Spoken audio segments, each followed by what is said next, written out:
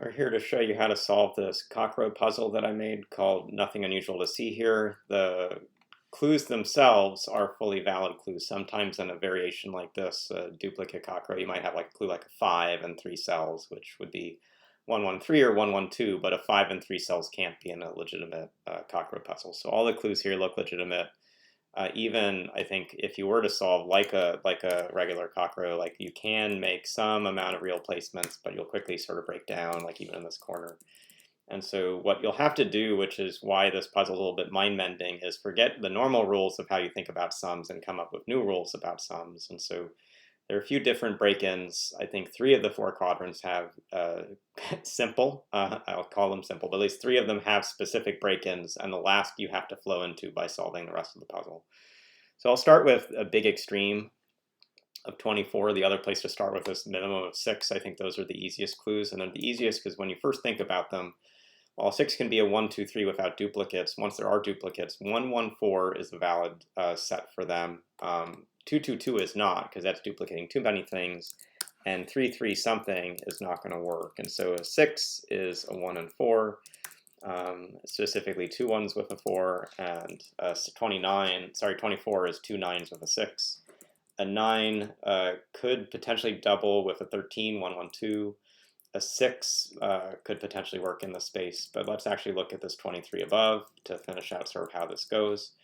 23, which is normally a 9, 8, 6 in a Kakuro, we can throw that out the window, but 23 could be 9 and 9 and 5, or it could be 8 and 8 and 7, or it could be 7 and 7 and 9. And so across all those, you get somewhat large values. But what you'll end up seeing is in this column, we can take the 2 minimums that are possible, 5 and 6, and by repeating a 1, we actually make that valid. And the 6 is forcing a 9, 9.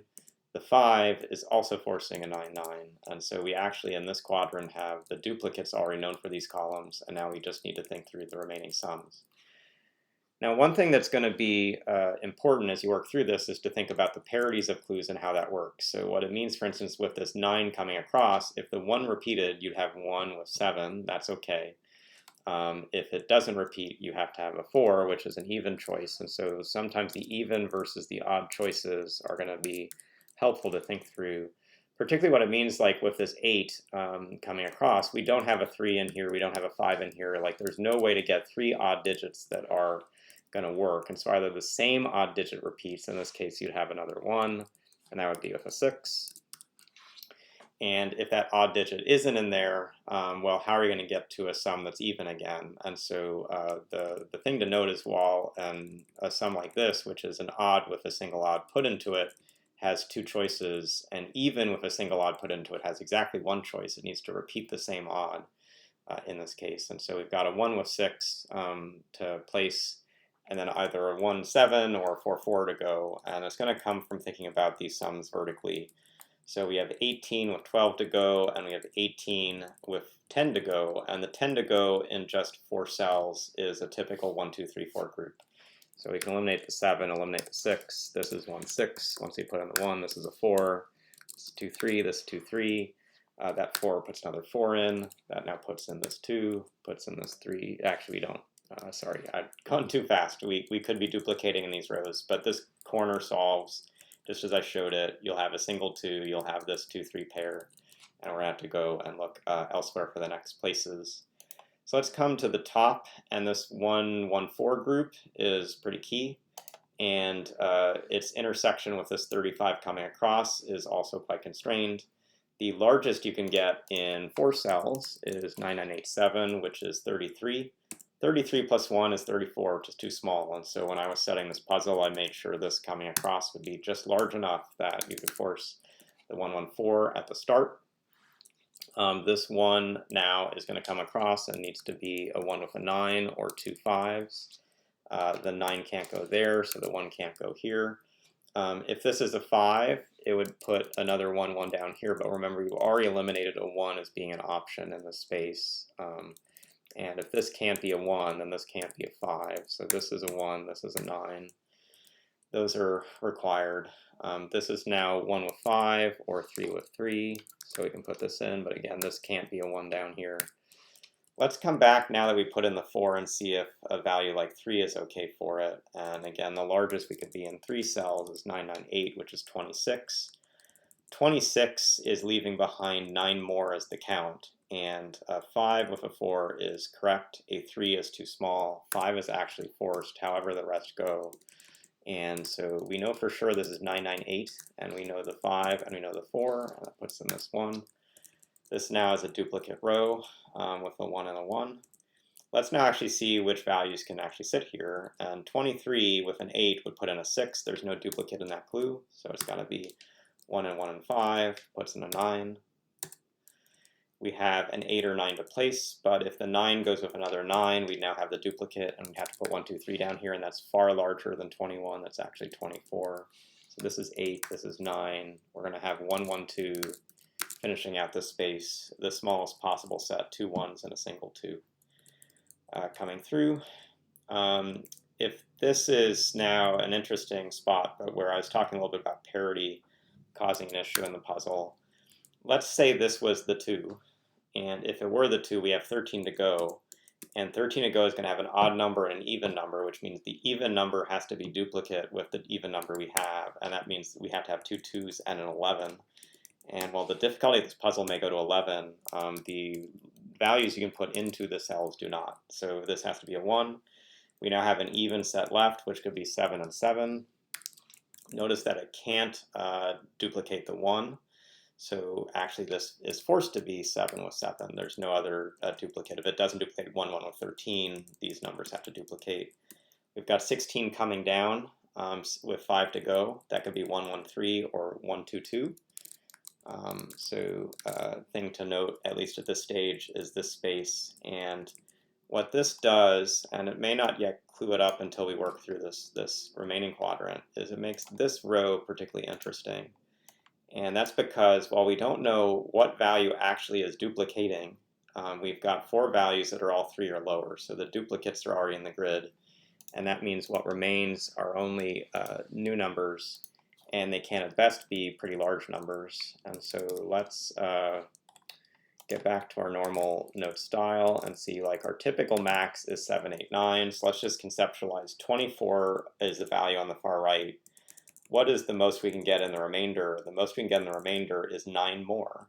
And that's what we have to actually get, because 3 with 2 with 1 is 9. So if we had 1, 2, 3, 3, 7, 8, 9, we'd have 33.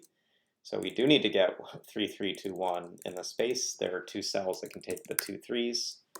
Those are the duplicates. This is a single 1. That's a 2. This is a 2. So that now solves for the duplicate in that row.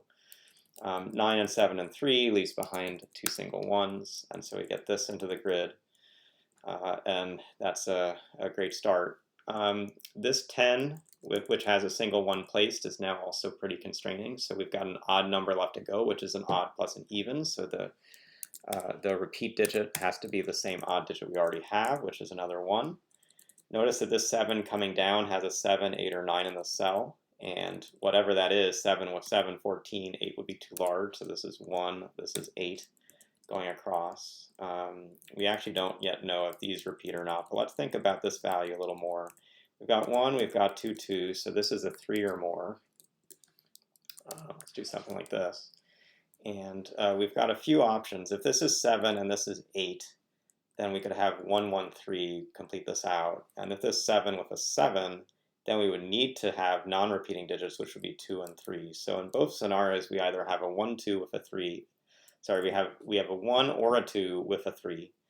And that is to say we have 7, 7, 1, 2, 3, or we have 8, 1, 2, 3. But in both of those scenarios, 7, 8 is here, 1, 2 is here, and 3 is exactly here. And so we now also have finished a bit of this row up above, which should help us further get into the space of this quadrant.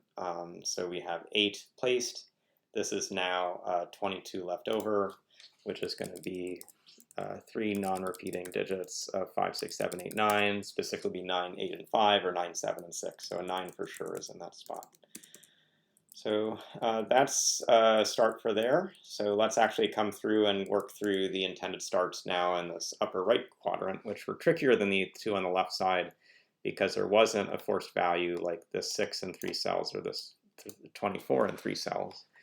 Here the intersection is still a min with a max, but it's a somewhat more constrained set because it's less constrained set because 7 can be 115, it can be 223, and it can be 331.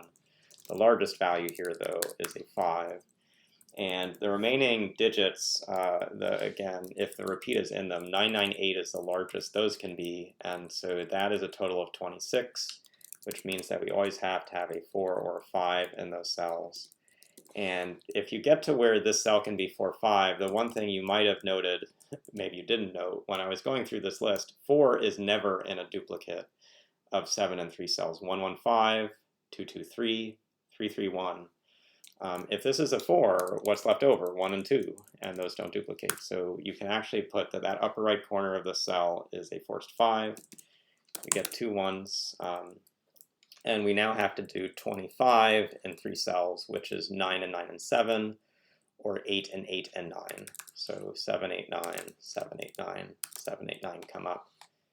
Now we talked before about how the parity of some of these sums is going to be key, and where is it going to be most impactful is coming across. If 12 being an even sum, 7 and 9 both kill this for a pretty quick reason. And the reason is if you put an odd number here, you're going to have an odd and even left, which means the odd number must be the repeat.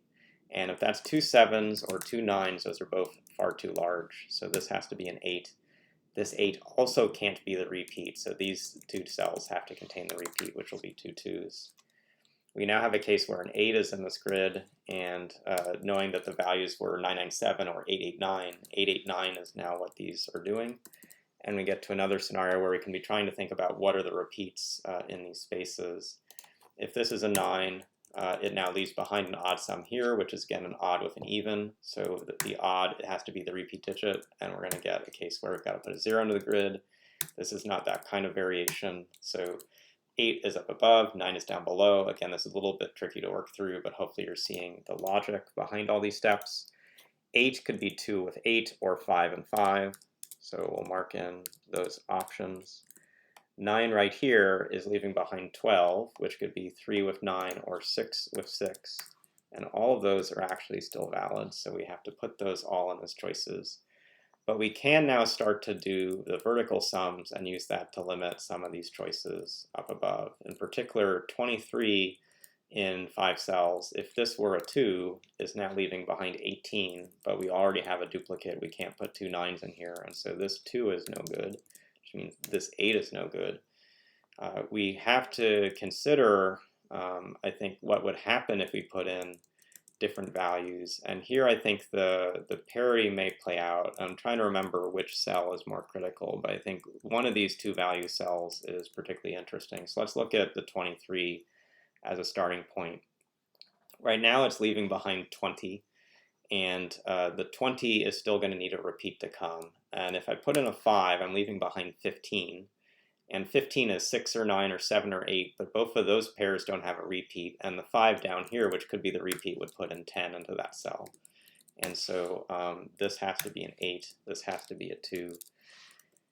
Now we still come back to the space of 23 coming down. We have 11 in the grid. We have to have a repeat that sums to 12.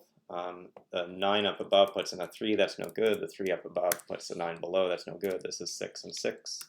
That puts another 6. The 6 does not repeat, and again we said that this would be 976 or 978 going across, so we now know that this is 97 remaining. 97 remaining, and getting this sum to be accurate probably has a constraint down here, so let's see if we can make that work out. We've got a total of 11 with 17 to go. 17 to go is 9 and 8. This is 8, that's 9, this is 7. We can take out the 8s from these spots now, so this has to be a 7 and 9. The 7 is a duplicate, which means this is a 2.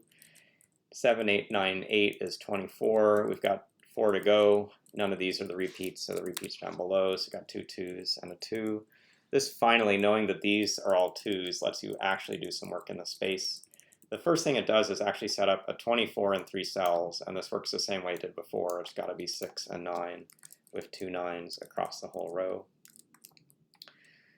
A way that this then will work somewhat sneakily is probably thinking about let's sort of see here how these twos coming across like their max value, or even like this 9 option, this 13 is a max value. I guess a way to consider it is probably to see, like, does the value going into the cell repeat or not? If a 6 is here, we have 15 left over, and for that to be a repeat, we have a 6, 9 up above. And if a 9 is here, we have 12 left over, which could be 9 and 3, or 6 and 6. And so there is a constraint of 3, 6, 9 effectively in this space. And the thing you'll see is with 2 2s in the grid, leaving behind 11, 9 is too large for this, which means 3 is too small for this. We now have a case where we really need to dodge an odd digit here. As we've said before in this puzzle, an odd here, leaving behind an odd sum in 2 cells, will force that odd number to be the repeat. And so this is a 6. For better or worse, that now makes the remaining things up above marked right, but we can now come to a case like, let's see, if we put this in as a 6 or 9, we should see that one thing that this will quickly do is force another 1 6 in the group, and if this is a 9, this has to have duplicates for the remaining cells, so this is a 2 2. So actually I think the first thing we could have done in this space, I'm just rediscovering the path, is if a 9 went in here, we would have to put in 2 2s, which would put far too many 2s in this row. So a 6 goes in there, and once a 6 has to go in there, the remaining digits in that space are 1 6. We're now going to intersect back what we were just talking about, where this is 3 6 9, but this larger space is down here. This 9 is bad, so this is a 6, this is a 6. A 1 put in here wouldn't work, so this is a 6, this is a 1. This coming across is a 4, and the remaining value is a 4. So a puzzle that had you throw out most of your Kakuro knowledge through the window, at least all the sums you were looking at, while they looked regular, none of them actually behaved regularly. And looking through some of these constrained sums, looking through constrained digits like that, and in particular seeing how these rows through the middle that had like a sum of 4 cells, we don't know what the repeat is, but limited to 7, 9, 8 with a sum of 9, and eventually this remaining sum of what's going on, those got you into this corner, this final corner that you couldn't otherwise really do, that had this repeat structure. So challenging end to the week, but hopefully a good Kakuro mental workout, a variation that I've not written since I think the MIT Mystery Hunt. But I've now made 2 of these, and hope you enjoyed the solve in general, and we'll see you again soon.